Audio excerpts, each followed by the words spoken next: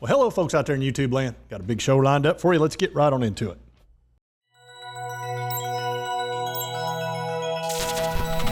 All right, let's pull up that screen. Almighty Ilus completes their 2-year audit, and now they're talking about uplisting OTCQB. We're going to get into all about Ilus. Well, first, they've been talking about this for a while. They've been working on it hard. You're talking about 2 years worth of audits, and part of that audit, they weren't even management at the time, so this was a difficult audit, and it was time consuming and I'm sure very expensive, but at least we do have that finished, and that's good. All right. That's right. All right. Let's get into this story about it. Right, it says Ilus confirms completion of its 2-year audit. Let me make this a little bigger. There we go. Now we can see it.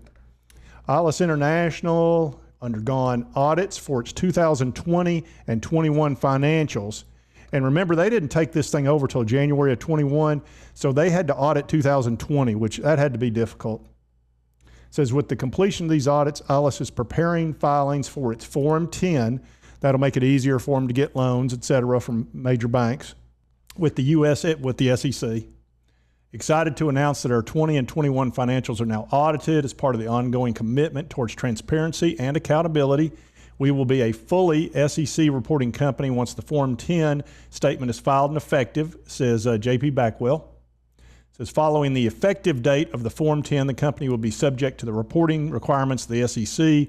This means the company will begin filing annual reports with the SEC on a Form 10, quarterly reports Form 10, and periodic reports, which is an 8K. And the Form 10 will give us a lot more detailed and audited information from the company's operations.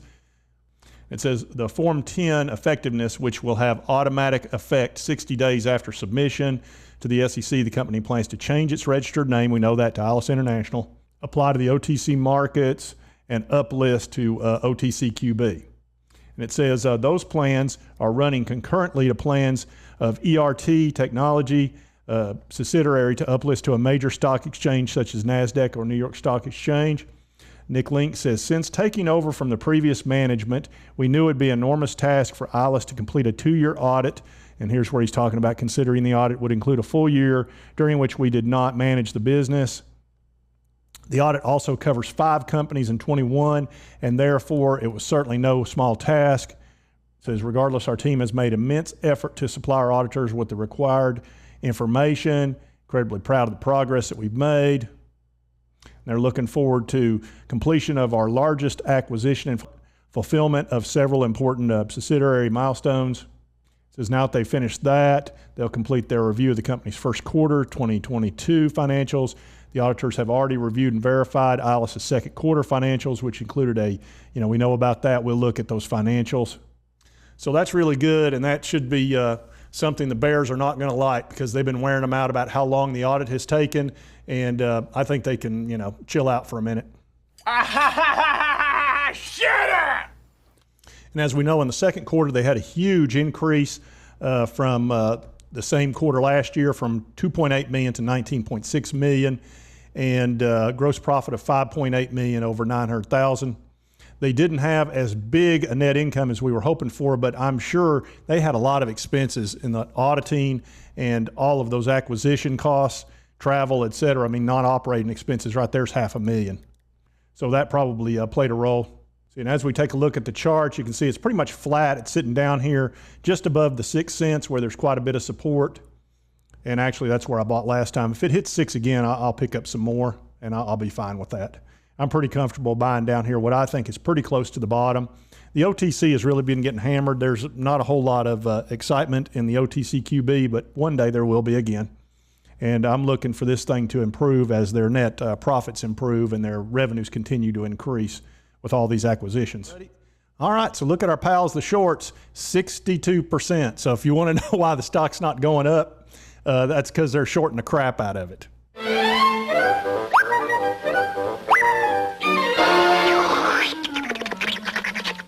And this is really odd to be shorting this stock so heavy, because it's sitting down kind of at the bottom, in my opinion.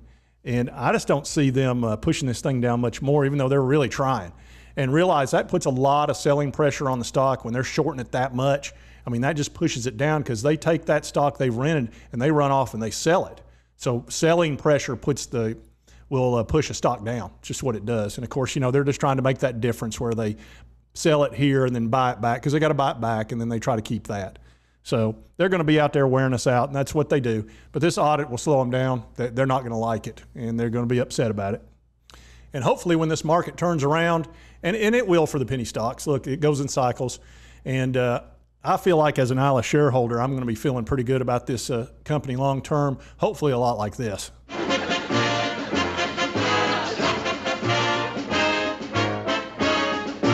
Yep, I think we're going to be feeling better about it over time. Like I say, we need a little bit of patience right now. I've got a couple other companies like CYBL and SARC that had huge quarters, and they're just kind of sitting there in the doldrums as well, and they really should be up. But like I said, we're just in a tough market right now. Pain. Let's see what our boy Eigel's up to. So he says the trolls can't attack Ilus financials anymore now that the 2-year audit is completed, and they'll soon be uplisted in OTCQB. So they're now targeting whatever little nonsense they can for the sole purpose of spreading FUD. Their aim is to get the share price down, make no mistake. And here's where it says Rickers, he's a guy that's also on the Discord, said contacted JP Backwell, who advised anyone else welcome to visit the Ilus Dubai office, etc. So, I always like to kind of check with this guy, Eigel. He stays pretty much in the mix. All right, folks, and that's Ilus today. And I also noticed there was some news about QIND, and I might do a video on it at some point and kind of update you on that a little bit if you're interested. And anyway, like I say, pretty darn good news for Ilus. I'm glad to see that. That's a big hurdle that has now been surpassed. So if you like this content, be sure to hit that like button. Lets me know to continue to cover Ilus. And if you haven't subscribed, hit that subscribe button. I'd certainly appreciate it. And we'll see you next time on Mr. Frugal Investor.